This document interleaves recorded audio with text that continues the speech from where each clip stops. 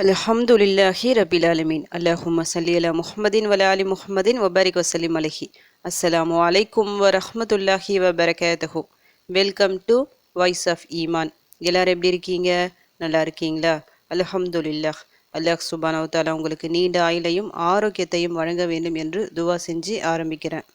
அல்லாஹ் சுப்ஹானஹு வ தஆலா அல் குர்ஆனில் ஒரு 4 மாதங்களில் புனித மாதங்கள் அப்படின்னு சொல்லிட்டு சிறப்பிச்சுள்ளான். அந்த புனித மாதங்கள் அந்த 4ல் மிக சிறந்த ஒரு மாதம்னா துல்ஹஜ் மாதம் தான். அந்த துல்ஹஜ் மாதத்தில் தான் நாம் இருக்கிறோம். ஆனால் கடைசி நாட்களில் நாம் இருக்கிறோம். இன்றைக்கி என்ன கிழமை? வியாழக்கிழமை. துல்ஹஜ் மாத கடைசி வியாழக்கிழமையில் இருக்கிறோம். இப்போ தான் துல்ஹஜ் மாதம் முதல் வியாழக்கிழமை வந்த மாதிரி இருக்குது. அதுக்குள்ளே கடைசி வியாழக்கிழமை. இது முடிஞ்சால் அடுத்தது இன்ஷா அல்லாஹ் புது வருடம் மொஹரம் பிறக்கும். இப்போ துல்ஹஜ் மாதத்தில் என்ன சிறப்பு இருக்குது? நிறைய பேர் என்ன நினைப்பாங்க, இது ஹஜ்ஜு மாதம், அதனால் ஹஜ்ஜு பண்ணுறவருக்கு தான் சிறப்பு சொல்லிட்டு அந்த ஃபஸ்ட்டு 10 நாட்களுக்கு கொஞ்சம் அதிகமாக இம்பார்ட்டன்ஸ் கொடுத்துட்டு மற்ற நாட்களில் சாதாரணமாக விட்டுருவாங்க. அவ்வளவுதான். அரஃபா நோன்பும் முடிஞ்சிச்சு, துல்ஹஜ் அந்த குர்பானியும் முடிச்சாச்சு, முடிஞ்சு போச்சு இந்த மாதத்தோட சிறப்பு சொல்லிட்டு மற்ற நாட்களை சாதாரண நாட்கள் எப்படியோ அதை போல் அப்படியே கொஞ்சம் அலட்சியமாக விட்டுடுவாங்க. அதுதான் தவறு. ஏன்னா புனித மாதம் சொல்லிட்டு ஒரு சிறப்பு இருக்குது. அல்லாஹ் அதை சிறப்பு படுத்தியுள்ளான். நாம் கண்டிப்பாக அதை கண்ணியப்படுத்தியே ஆகணும். புனித மாதத்துக்கு நாம் என்ன செய்வோமோ அந்த மாதத்தில் என்ன செய்யணுமோ அதை கண்டிப்பாக செய்யணும். இனி வரும் நாட்கள்லையும் செய்யணும். கடைசி நாட்களில் இருக்கிறோம். இந்த நாட்களில் இன்னும் கொஞ்சம் அதிகப்படுத்துகிற மாதிரி பார்க்கணும். முக்கியமாக நம்ம செய்ய வேண்டியது பாவங்களை விட்டு முழுமையாக தவிர்த்து கொள்ள வேண்டும். ஏன்னா இந்த நாட்களில் நாம் சின்னதாக ஒரு தவறு செஞ்சால் அதிகப்படியான தண்டனைகள் கிடைக்கும். மற்ற நாட்களில் ஒரு தவறு செஞ்சால் ஒரு தண்டனை தான். ஆனால் புனித மாதங்களில் தவறு செஞ்சால் அதிகமான தண்டனை கிடைக்கும். அதை நினைவில் வச்சுக்கிட்டு பாவங்களை விட்டு முழுமையாக தவிர்த்து கொள்ள வேண்டும். இருந்தும் நம்மை அறிந்தும் அறியாமலோ ஏதாவது தவறுகள் நாம் செஞ்சிருப்போம். அப்போ என்ன பண்ணணும்? அதிகமாக தௌபா செய்யணும். சொல்லப்போனால் நம்ம டெய்லியும் நம்ம வாழ்க்கையில் தௌபா செஞ்சுக்கிட்டே இருக்கணும். தௌபாக்கும் சொல்லிட்டு ஒரு துவா எடுத்துட்டு இங்கே டெய்லி ஓதிக்கொண்டே இருக்கணும். இந்த புனித மாதங்களில் இன்னும் கொஞ்சம் எக்ஸ்ட்ரா ஓதணும். இதை செய்யும்போது இந்த மாதத்தை கண்ணியப்படுத்திய நன்மையும் நமக்கு கிடைக்கும். அல்லாஹ் சுப்ஹானஹு வ தஆலா நம்முடைய எல்லா பாவங்களையும் மன்னித்து விடுவான். ஹிஜ்ரி அந்த மாத அடிப்படையில் துல்ஹஜ் மாதம் கடைசி மாதம். இதற்கு பிறகு வரப்போகிறது மொஹரம் மாதம். இந்த கடைசி மாதத்தின் கடைசி நாட்களில் நாம் அதிகமாக தௌபா செய்வதன் மூலமாக அல்லாஹ் சுப்ஹானஹு வ தஆலா நம்ம செஞ்ச தவறுகளை எல்லாத்தையும் நன்மைகளாக மாற்றி விடுவான். நம்முடைய எல்லா தௌபாக்களையும் ஏற்றுக்கொள்வான். இப்போ தௌபாக்கள் அதாவது பாவங்கள் மன்னிக்கப்பட்டவர்களாக நாம் புது வருடத்தில் அடியெடுத்து வைக்கும்போது நம்முடைய ஒவ்வொரு நோக்கமும் நிறைவேறும், ஒவ்வொரு காரியமும் வெற்றி பெறும். அதனால் உங்களால் முடிஞ்ச அளவுக்கு எவ்வளோ அதிகம் தௌபா செய்ய முடியுமோ அவ்வளோ அதிகம் தௌபா செஞ்சுக்கிங்க. நம்ம வழக்கம் போல் வியாழக்கிழமான சிறப்பான அமல்கள் நம்ம பார்த்துட்டு வரோம்ல. இன்னைக்கு துல்ஹஜ் மாதத்தின் கடைசி வியாழக்கிழமை என்ற ஒரு அடிப்படையில் ஒரு தொழுகை ப்ளஸ் ஒரு 2 துவாக்களை நான் சொல்கிறேன். மஹ்ரிப் முடிஞ்ச கையோடு இதை நீங்கள் செஞ்சுட்டு வந்தால் இன்ஷா அல்லாஹ் இந்த வருடம் உங்களுக்கு மிக சிறப்பாக இருக்கும். இன்னைக்கு மஹ்ரிப் தொழுதுட்டு அதே இருப்பில் யார்கிட்டையும் பேசாமல் மறுபடியும் எக்ஸ்ட்ரா ஒரு 2 ரக்காத் நீங்கள் தொழுதுக்குங்க. நியத்து எப்படி வைக்கணும்னா தௌபா நஃபில் தொழுகை சொல்லிட்டு நியத்து வச்சுக்கிட்டு வழக்கம் போல் நீங்கள் எப்படி தொழுவீங்களோ அதே போல் தொழுதுக்குங்க.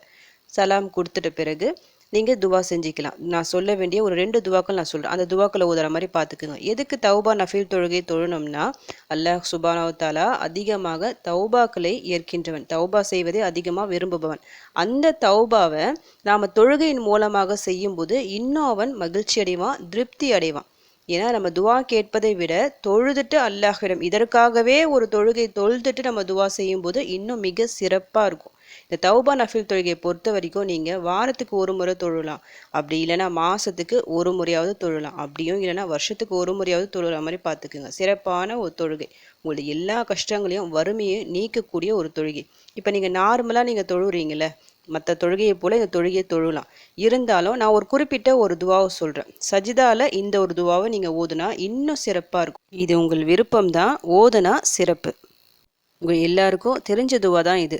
அல்லாஹும்ம ஃபிர்லி ஜன்பி குல்லஹு திக்கஹு வ ஜில்லஹு வ அவ்வலஹு வ ஆஹிரஹு வ அலானியத்தஹு வ சிர்ரஹு.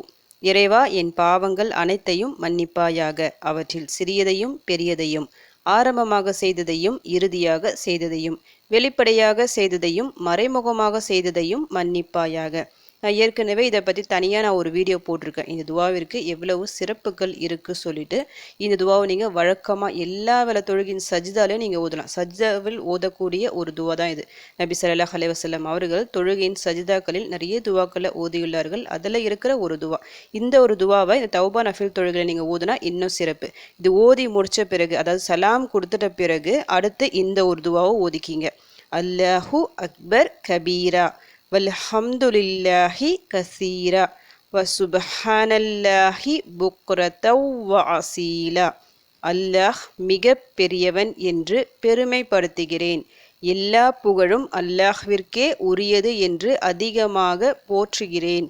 அல்லாஹ் பரிசுத்தமானவன் என்று காலையிலும் மாலையிலும் அவனை துதிக்கிறேன். அல்லாஹ்விற்கு பிடிச்ச விஷயங்கள் சில இருக்கு. அதில் முதலாவது எனது அதிகமாக தௌபா செய்வது. தன்னுடைய அடியான் தன்னை அதிகமாக தன்னிடம் தௌபா கேட்கணும்னு சொல்லிட்டு அவன் விரும்புவான். அடுத்தபடியாக என்ன விரும்புவான்? தன்னுடைய அடியான் தன்னை அதிகமாக புகழ வேண்டும் சொல்லிட்டு அவன் விரும்புவான். அல்லாஹ் சுப்ஹானஹு வ தஆலா புகழக்கூடியவன். அவனை நம்ம அதிகமாக புகழ வேண்டும். எவ்வளோ அதிகமாக நம்ம புகழ்கின்றோமோ அதை விட பல மடங்கு நம்முடைய அந்தஸ்துக்களை அவன் உயர்த்துவான். ஏதாவது ஒரு தேவை நமக்கு ஆக வேண்டியிருக்குன்னா நீங்கள் துவா செய்கிறீங்களே, அப்படி துவா கேட்பதற்கு முன்னாடி அல்லாஹ்வை நல்லா புகழ்ந்து நீங்கள் துவா செய்யும் போது அந்த தேவை உடனடியாக உங்களுக்கு நிறைவேற்றி தரப்படும். இந்த துவாவை பொறுத்த வரைக்கும் அல்லாஹ்வை புகழக்கூடிய வார்த்தைகளில் சிறந்தது. இந்த துவாவை ஓதுனா வானத்தின் அந்த வாசல்கள் திறக்கப்படும். இறை அருள் உடனடியாக கிடைக்கும். அற்புதமான ஒரு துவா. இந்த துவாவை உங்கள் இஷ்டம் போல் நீங்கள் ஓதிக்கலாம். இவ்வளோதான் கணக்குன்னு சொல்லிட்டு வைக்க வேணாம். குறைஞ்சது ஒரு 3 முறை, அதிகபட்சமாக நீங்கள் எத்தனை முறை வேணும்னாலும் ஓதலாம்.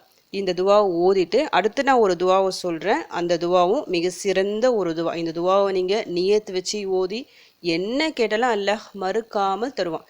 அந்த துவா வேறு எதுவுமே இல்லை, யூனுஸ் அலைஹிஸ்ஸலாம் அவர்கள் ஓதிய துவா. லா இலாஹ இல்லா அன்த சுப்ஹானக்க இன்னி குந்து மினஸ் ஸாலிமீன். உன்னைத் தவிர வணக்கத்திற்குரிய நாயன் யாரும் இல்லை, நீ மிகவும் தூய்மையானவன். நிச்சயமாக நான் அநியாயக்காரர்களில் ஒருவனாகி விட்டேன். இந்த ஒரு துவாவும் தௌபாவிற்கான துவா தான் இது. தௌபா துவாக்கள் நிறைய இருக்குல்ல, அதில் இந்த ஒரு துவாவையும் நம்ம கொண்டு வரலாம். ஏன்னா யூனுஸ் அலைஹிஸ்ஸலாம் அவர்கள் தான் செஞ்ச ஒரு தவறின் காரணமாக இந்த ஒரு துவாவை ஓதுறாங்க. அல்லாஹ்விடம் மன்னிப்பு வேண்டி. ஒரு தவறின் காரணமாக அல்லாஹ் சுப்ஹானஹு வ தஆலா அவர்களை தண்டித்தான். எப்படி தண்டித்தான்? ஒரு பெரிய மீனை, அந்த மீனை யூனுஸ் அலைஹிஸ்ஸலாம் அவர்களை விழுங்க வச்சான். அந்த மீன் வயிற்றுக்குள்ளே மாட்டிக்கிட்டாங்க. பெரிய மீன் வயிற்றுக்குள்ளே மாட்டிக்கிறாங்க. கடல் அடியில் அந்த மீன் போகுது. கடல் அடியில் பயங்கரமாக இருட்டாக இருக்கும். எப்போவுமே மீன் வயிற்றுக்குள்ளே ஒரு இருட்டு, இன்னொரு பக்கம் இரவு நேரம் இருட்டு. 3 இருள்களில் அவங்க மாட்டிக்கிட்டாங்க. அந்த நேரத்தில் அவங்க என்ன செய்கிறாங்க? தன்னுடைய தவறை நினச்சி வருந்துறாங்க. நாம் தவறு செஞ்சிட்டோம், படைத்த ரப்புக்கு நம்ம மாறு செஞ்சிட்டோமே, அவங்க பேச்சை கேட்கலையே சொல்லிட்டு அவங்க மனசார வருந்தி இந்த ஒரு துவா ஓதுறாங்க. இதிலிருந்து என்னை காப்பாற்று சொல்லிட்டு அவங்க கேட்கல. அல்லாஹ் என்னை மன்னிச்சுட்டு நான் அநியாயக்காரர்கள் ஒருவனாகி விட்டேன்னு சொல்லிட்டு அல்லாஹ்விடம் மனம் திருந்தி கேட்குறாங்க. இதில் நமக்கு ஒரு பெரிய படிப்பினை இருக்குது. நமக்கு ஏதாவது ஒரு சோதனைகள் கஷ்டங்கள் வந்தால் நாம் ஃபஸ்ட்டு செய்ய வேண்டியது தௌபா தான். நாம் செய்த தவறின் காரணமாகத்தான் அல்லாஹ் நம்மை பிடிப்பான், துன்பங்களால் பிடிப்பான். அதனால் அந்த நேரங்களில் அதிகமாக நம்ம தௌபா செய்யணும். இந்த ஒரு துவா மிக சிறந்த ஒரு உதாரணம். இந்த துவாவை பற்றி அல்லாஹ் சுப்ஹானஹு வ தஆலா என்ன சொல்கிறான்னா, யூனுஸ் நபி மட்டும் இந்த துவா ஓதி இருக்காவிட்டால் மறுமை நாள் வரை அவர்கள் அந்த மீன் வயிற்றில் தான் இருந்திருப்பாங்க. என்னுடைய அடியான் யார் இதை ஓதி கேட்டாலும் அவருடைய துன்பத்தை நான் நீக்குவேன் சொல்லிட்டு அல்லாஹ் வாக்குறுதி தந்த துவா இது. மேலும் நபி ஸல்லல்லாஹு அலைஹி வஸல்லம் அவர்களும் இந்த ஒரு துவாவை சிறப்பித்து சொல்லியிருக்கிறாங்க. யாராவது துன்பத்தால் கஷ்டப்படுறவங்க இந்த துவாவை ஓதி கேட்டால் நிச்சயமாக அவங்களுக்கு துன்பம் நீங்கும், கவலை நீங்கும், நற்செய்தி வரும் சொல்லிட்டு நபி அவர்களும் சொல்லியிருக்கிறாங்க. இந்த துவாவிற்கு ஏராளமான சிறப்புகள் இருக்கு. இந்த துவாவை பற்றி உலமாக்கள் என்ன சொல்றாங்கன்னா, 313 முறை ஒரே நியத்தில் ஓதி நம்ம துவா செய்யும் போது, தொடர்ந்து இந்த மாதிரி ஓதிட்டு வரும்போது எவ்வளோ கஷ்டத்தில் நம்ம மாட்டிக்கிட்டு இருந்தாலும் சரி அந்த கஷ்டத்தை விட்டு நாம் வெளியே வருவோம், பெரிய ஒரு தேவையை நிறைவேறும் சொல்கிறாங்க. அதனால் 313 முறை ஓதுவது சிறந்தது.